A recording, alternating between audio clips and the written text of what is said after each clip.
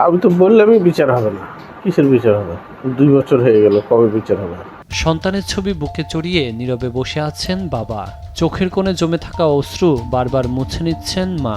দেওয়ালে ঝুলছে জুলাই যোদ্ধার ছবি, টেবিলে এখনো যত্ন করে রাখা তার ব্যবহার করা জিনিসপত্র।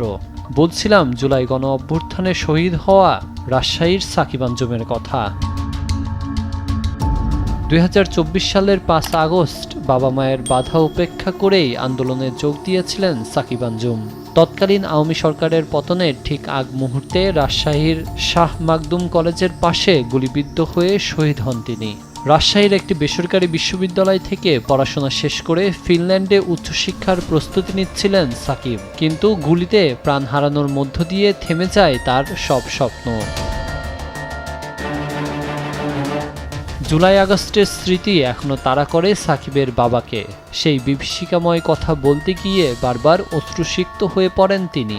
2 বছরেও হত্যাকাণ্ডের বিচার শেষ না হওয়ায় ক্ষোভ ও হতাশা প্রকাশ করেছেন পরিবারের সদস্যরা। পরিবর্তন হয়নি। বর্তমানে কিছুদিন মনে হলো যে পরিবর্তন হবে, কিন্তু বর্তমানে কোনো রকম পরিবর্তন হয়নি। আমি তো বললামই বিচার হবে না। কিসের বিচার হবে?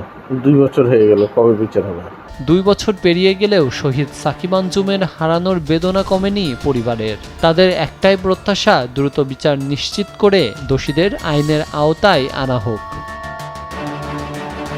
নিউজ ডেস্ক, দেশ টিভি।